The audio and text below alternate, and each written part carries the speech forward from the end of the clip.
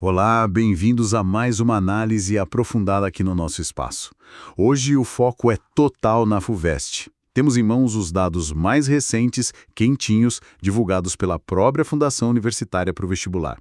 Vamos olhar para o processo seletivo de 2026 para entrar na USP, ok? Vamos lá. A ideia é destrinchar esses números, né? Entender o que eles realmente querem dizer sobre o interesse no vestibular, como as vagas estão distribuídas e também pegar aquelas informações práticas, direto da fonte oficial, que são cruciais para quem está mirando a USP. E o que puxou essa nossa conversa foi um dado específico. Parece que aumentou o número de inscritos para 2026. Vamos investigar isso. Começando pelo número geral, então. Para a FUVEST 2026, a Fundação registrou, olha só, 111.480 inscrições. É bastante gente querendo uma vaga na USP, hein? É um número expressivo, sem dúvida. Mas só o número total não diz tudo, né? Se a gente compara com o ano anterior, a FUVEST 2025 teve 107.330 inscritos. Ou seja, estamos falando aí de um aumento de 4.150 candidatos. Parece pouco percentualmente, mas quebra uma sequência, né? Dá a impressão que a busca pela FUVEST está ganhando força de novo. O que será que está acontecendo? É justamente essa reversão que chama a atenção. A gente precisa olhar para isso com calma. A FUVEST não registrava um aumento assim desde a edição de 2023, sabe? Passamos por um período de talvez estabilidade ou até uma leve queda. E agora, para 2026, esse crescimento. Isso pode indicar algumas coisas, né? Talvez assim, uma percepção renovada do valor de uma universidade pública de ponta como a USP, ainda mais num cenário pós-pandemia, onde o pessoal volta a pensar mais a longo prazo, talvez, ou quem sabe uma confiança maior no vestibular mais tradicional mesmo, frente a outras formas de ingresso como o Enem Sisu para outras instituições. É cedo para afirmar com certeza o motivo, mas o dado em si, essa quebra de tendência, é bem significativo. Interessante essa leitura. E é sempre bom lembrar quem são essas mais de 111 mil pessoas inscritas. Porque nem todo mundo ali está, digamos, na disputa direta por uma vaga naquele ano específico, certo? Exatamente, a própria FUVEST esclarece isso. Dos 111.480 totais, a gente tem 98.520 candidatos que, de fato, estão concorrendo às vagas de graduação. Esses são os que valem para a relação candidato-vaga, né? Isso. E o resto são 12.960 inscritos. São os famosos treineiros. Geralmente é a galera que ainda está no ensino médio, primeiro ou segundo ano, e faz a prova para treinar mesmo. Para sentir como é, testar conhecimento, se acostumar com o formato. É uma estratégia válida de preparação, mas eles não entram na conta das vagas daquele ano. De termômetro do desempenho no ensino médio, quase uma ferramenta de diagnóstico para muitos estudantes e até para as escolas. A prova vira meio que um rito de passagem, sabe? Mostra a pressão e a importância que dão para esse exame específico, mesmo para quem ainda não pode entrar. Faz todo sentido olhar por esse lado também. Agora, voltando para os 98.520 que estão na briga real. Quantas vagas a USP está oferecendo pela FUVEST 2026? O número oficial é 8.147 vagas. 8.147. E essas vagas, claro, não são um bloco único. Elas se dividem conforme as políticas de ação afirmativa da universidade, né? Sim, tem uma distribuição específica. A maior parte, 4.888 vagas, vai para ampla concorrência. É a que a FUVEST chama de AC. Essa é aberta para todo mundo sem exigir um histórico escolar específico ou perfil socioeconômico. É a concorrência geral, digamos assim. Depois, tem um bloco importante reservado para quem vem de escola pública. São 2.053 vagas para candidatos que fizeram todo o ensino médio em escolas públicas aqui no Brasil. Essa é a modalidade EP. Certo. E dentro desse grupo da escola pública, ainda tem uma subcota. São 1.206 vagas para candidatos EP que também se autodeclaram pretos, pardos ou indígenas. É o grupo EPPPI. Se a gente somar EP e EPPPI, dá mais de 3.200 vagas reservadas para quem vem de escola pública. É um número considerável do total. É Essa arquitetura da distribuição das vagas, ela já é bem consolidada na FUVEST, né? E reflete um alinhamento com as políticas nacionais de inclusão no ensino superior. Manter essa estrutura com mais ou menos 40% das vagas indo para egressos de escolas públicas, se a gente juntar EP e EPPPI, sinaliza uma política institucional que parece estável da USP em relação a promover mais equidade e diversificar o perfil dos alunos. Parece ser mais do que só cumprir a lei de cotas, sabe? Parece uma aposta contínua nesse modelo de inclusão via vestibular próprio. E essa estabilidade na distribuição, o que ela sugere para a gente? Que a universidade achou um equilíbrio que considera bom ou que esse debate sobre como dividir as vagas está mais calmo lá dentro? Olha, com base só nessa informação divulgada para 2026, o que a gente vê é a manutenção do modelo. Isso pode indicar que, para a USP, essa configuração atual atende aos objetivos de inclusão que eles propuseram, ou simplesmente que não houve neste ciclo alguma pressão interna forte o suficiente, ou mesmo um consenso, para fazer mudanças significativas. É importante notar que a reserva EPP pretos, pardos e indígenas de escola pública representa quase 15% do total de vagas. É um percentual relevante que busca enfrentar as desigualdades raciais e sociais históricas no acesso a uma universidade de elite como a USP. Manter esses números sugere que esse compromisso continua. Entendido.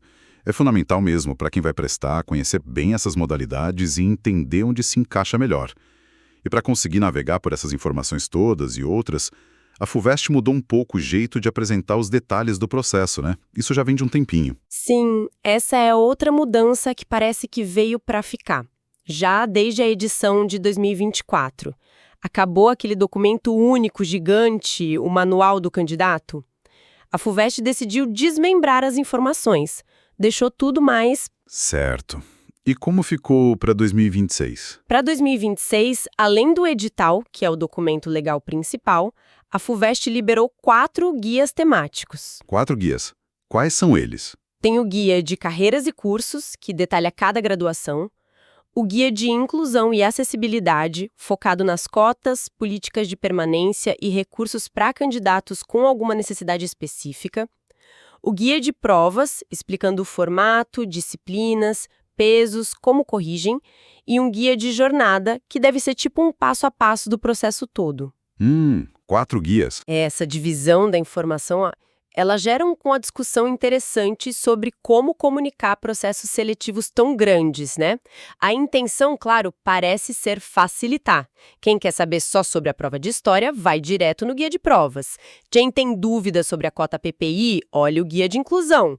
Teoricamente, a busca fica mais direcionada, né? Mas será que na prática funciona melhor mesmo? Ou tem o risco da pessoa ficar meio perdida entre vários documentos, sem ter aquela visão geral que o manual único dava? É uma troca, né? Você ganha em especificidade, mas talvez perca um pouco a visão integrada do todo. Pode exigir do candidato uma postura mais ativa de ir buscando e conectando as informações dos diferentes guias. Por outro lado, para quem tem uma dúvida muito específica, pode ser mais rápido achar a resposta. O desafio para a FUVEST é garantir que a ligação entre esses guias seja clara, que não tenha informação conflitante nem que falte nada, né? É uma aposta num modelo de comunicação mais segmentado. Talvez para responder à complexidade que o próprio vestibular ganhou, com todas as políticas associadas.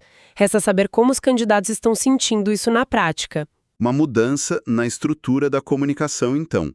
E por falar em estrutura, vamos para o cronograma. E aqui, atenção, pessoal, precisamos fazer um alerta importante. Os dados que a gente comentou sobre número de inscritos são para a FUVEST 2026, mas o calendário detalhado que a fonte oficial da FUVEST apresenta neste momento se refere ao ciclo do vestibular FUVEST 2025. É crucial ter essa diferença bem clara para não gerar confusão, tá? Exato. É uma informação importante para quem está acompanhando. A fonte menciona os números de 2026, mas o calendário detalhado é do ano anterior. Dito isso, olhar para o cronograma de 2025 dá uma ótima referência do ritmo das etapas que a gente pode esperar para 2026. A FUVEST costuma ter um calendário bem regular. Então, em vez de listar cada data específica do ano passado, o que poderia confundir mais ainda, vamos resumir a sequência e os períodos mais típicos, usando esse calendário anterior como um guia geral. O que costuma vir primeiro? Geralmente, bem antes das inscrições, lá por maio a julho do ano anterior ao ingresso, abrem os pedidos de isenção ou redução da taxa de inscrição. É a primeira etapa prática, né? Certo. E o edital? O edital normalmente é publicado em agosto. É o documento que rege tudo. E o período de inscrições mesmo, para todo mundo? As inscrições costumam abrir na segunda quinzena de agosto e vão até o comecinho de outubro. É um período até que longo, mas é fundamental não deixar para a última hora, né? Principalmente por causa do pagamento da taxa, que tem um prazo limite junto com o fim das inscrições. E depois das inscrições, o que vem? Seguindo a linha do tempo mais comum, depois que fecham as inscrições, a divulgação dos locais de prova da primeira fase costuma acontecer no início de novembro. E a prova em si? A prova da primeira fase, aquela de conhecimentos gerais, múltipla escolha, geralmente é aplicada na segunda quinzena de novembro, um domingo, normalmente. E a segunda fase? Aquela mais temida, discursiva. A segunda fase tradicionalmente acontece em meados de dezembro. Geralmente são 2 dias seguidos, um domingo e uma segunda. E quando sai o resultado da primeira e os locais da segunda? Normalmente no início de dezembro, o que dá um tempo bem curto entre saber se passou para a segunda fase e fazer a prova, né? Umas 2 semanas, mais ou menos, é corrido. E não podemos esquecer das provas de habilidades específicas. Para alguns cursos como música, artes cênicas, audiovisual, design. Bem lembrado, essas provas têm um calendário à parte. Pode variar um pouco a cada ano, mas geralmente elas acontecem entre dezembro e o início de janeiro. Algumas são antes da segunda fase geral, outras depois. Quem presta para esses cursos tem que ficar muito ligado nessas datas específicas no edital e nos guias. E o final de todo esse processo longo? A lista de aprovados. O resultado final, com a lista dos aprovados na primeira chamada, costuma sair na segunda quinzena de janeiro. A partir daí, já começa o processo de matrícula online, que também tem suas etapas e prazos. Perfeito. Então, reforçando mais uma vez, essa é a sequência típica baseada no calendário de 2025. Para a FUVEST 2026, é indispensável acompanhar as comunicações oficiais da FUVEST para saber as datas exatas assim que eles divulgarem. Fiquem ligados. Exatamente. Essa regularidade no calendário ajuda muito no planejamento dos estudos, né? Saber que a primeira fase é lá para novembro e a segunda em dezembro permite organizar o ritmo ao longo do ano. Mas, claro, a confirmação oficial das datas é sempre o que vale. Com certeza. E olha, com esse cenário de mais gente inscrita, a manutenção da estrutura de vagas com as cotas e um processo cheio de detalhes, guias, datas, fica muito claro que a preparação tem que ser assim, muito bem planejada, né? Bem executada. Sem dúvida. Não basta só saber a matéria. Tem que entender o estilo da prova da FUVEST, gerenciar o tempo, lidar com a pressão, que é enorme. É um conjunto de fatores. Falando nisso, se preparar de verdade exige estratégia, exige ferramenta certa. Para quem está nessa jornada e quer saber otimizar os estudos, ter um apoio robusto, vale a pena conhecer recursos focados nisso. Se você é estudante e quer se preparar de verdade, entra agora em medcob.com.br, baixa o app e aproveita o maior banco de questões do Brasil, com provas anteriores de todas as instituições, questões comentadas, resumos práticos, aulas completas e flashcards prontos para revisar onde quiser. Pode ser um diferencial importante nessa maratona que é o vestibular. Com certeza. Uma preparação estratégica que vai além de só revisar o conteúdo e inclui resolver muitas questões de provas passadas, fazer simulados, usar diferentes materiais de apoio. Isso faz toda a diferença num processo tão concorrido e exigente como a FUVEST. Entender o jeitão da prova, os tipos de questão que mais caem, os temas preferidos da banca, e isso é parte crucial do sucesso. Exatamente. Então, o que fica dessa nossa análise detalhada aqui das informações oficiais da FUVEST? Vamos só recapitular rapidinho. A gente viu um aumento no número de inscritos para 2026, revertendo uma tendência recente. Isso pode sinalizar um interesse renovado ou mais confiança no processo, talvez. Um ponto importante. A estrutura de vagas continua estável, consolidando as políticas de inclusão com as cotas para a escola pública e para o grupo PPI dentro dela. A manutenção do modelo. A FUVEST também mudou o jeito de apresentar as informações. Trocou o manual único pelos guias temáticos, uma aposta em comunicação mais segmentada. A mudança na comunicação. E, por fim, a gente relembrou o cronograma típico do vestibular, usando o de 2025 como base. Mas reforçando, tem que ficar ligado nas datas oficiais para 2026, quando saírem. A estrutura temporal. E, para a gente fechar, eu queria deixar uma provocação, uma reflexão. Esse retorno do crescimento no número de inscritos na FUVEST, um dos vestibulares mais tradicionais, mais concorridos do país.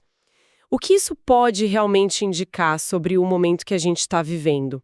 Será que é um reflexo de uma valorização maior do diploma de uma universidade pública de prestígio, ainda mais em tempos de tanta incerteza econômica?